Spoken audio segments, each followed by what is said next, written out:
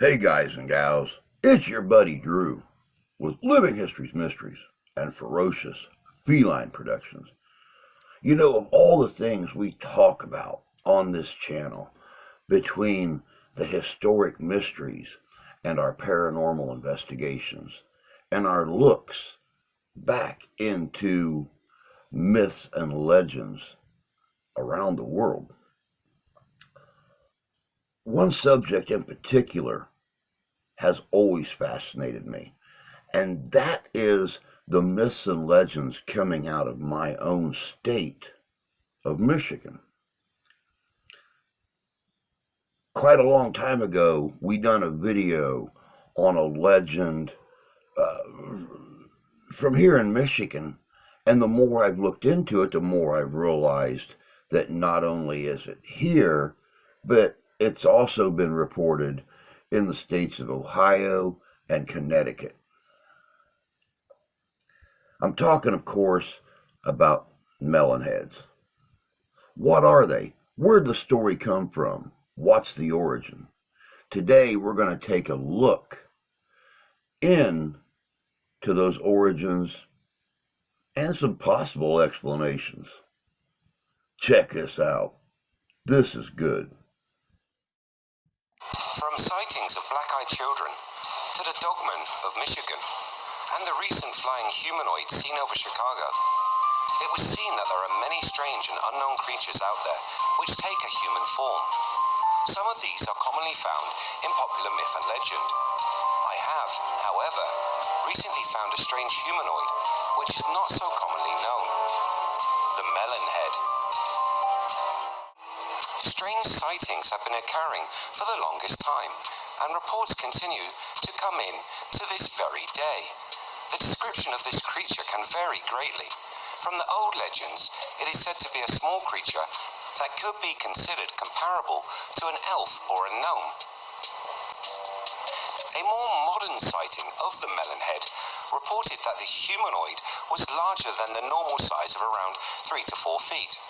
The witness reported that the cryptid did have the commonly described spindly limbs and oversized head.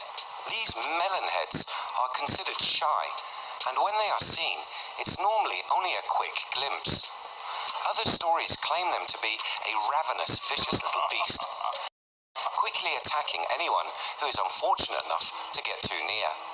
They are regarded as aggressive, feral creatures, said to be nocturnal, only venturing out under the cover of darkness.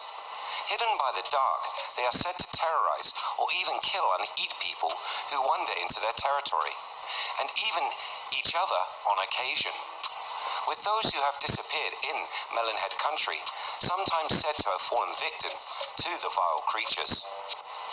The Melonhead's origin is thought to be a top-secret government project, the government carrying out some strange and nefarious experiment that resulted in the ballooning of the subject's head, and that they then escaped and have been living on the edges of society ever since. Another story tells of a group of witches that have been hiding in the forest, and the Melonhead is the deformed child of one of these witches, and it is tasked with finding victims for the witches' deadly rituals. Over the years, there have been many sightings. These reports state that although this humanoid has very thin limbs, it can run at speed. An article which can be found in the Weird US under the title "Your Travel Guide to America's Local Legends and Best Kept Secrets."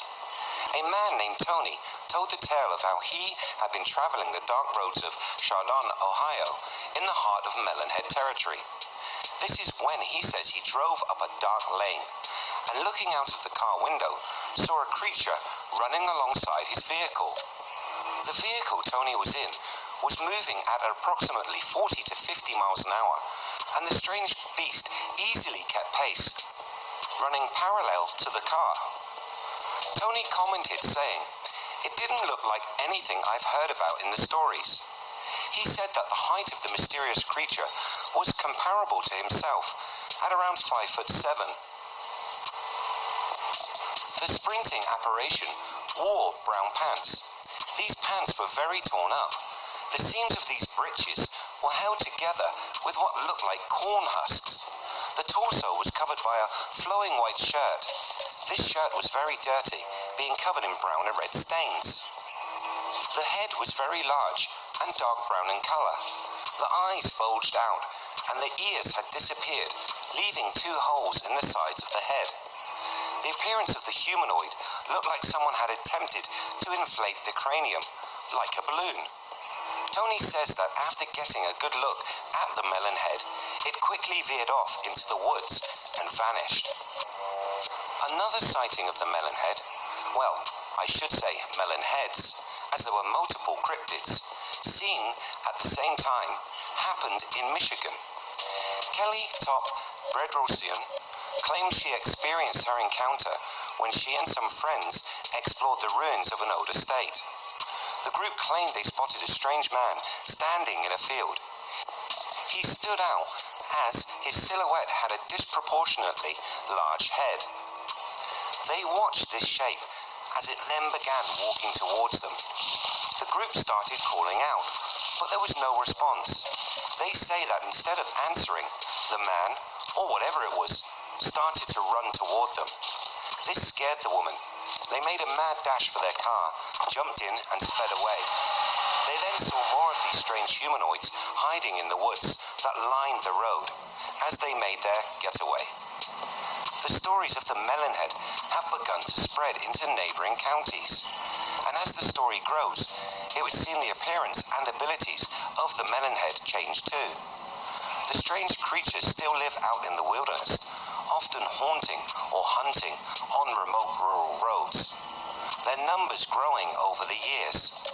Could this be through their continued inbreeding? Or maybe this was the reason they stalked Kelly and her friends, the melonheads looking for unwilling mothers for the next generation of these huge-headed monsters.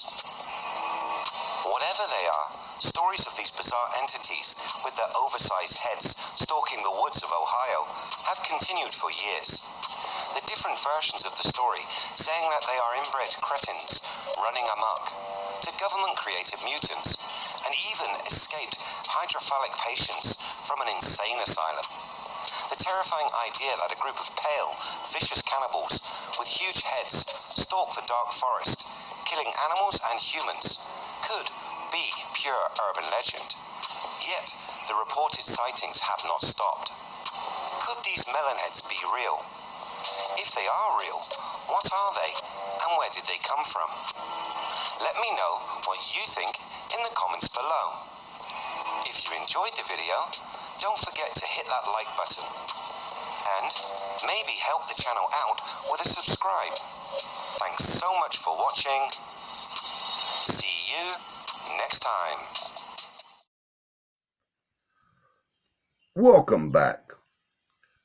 You know, the more I look into these stories about the melon heads, or the dog man, or Sasquatch, or any of the other many cryptids that supposedly still live on the earth, the more I want to dive more.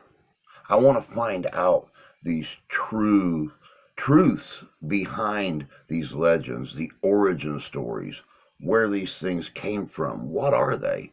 Are they real? Or are they just a figment of people's imagination? There's a lot of stories around the melon heads, where they came from, what they were. Were they truly just children suffering from hydrocephalus? And if that's the case, once they escaped from the hospital where they were kept, why'd they never grow up? How come it's still little teeny 3 or 3.5 foot beings running around this forest? Why do we never see the adults suffering from hydrocephalus? Will we ever know? Until the truth is finally discovered. The story of the melon heads, will just remain one of those mysteries that history left behind. Until next time, take care of yourselves. Take care of each other. God bless you. God love you. We do.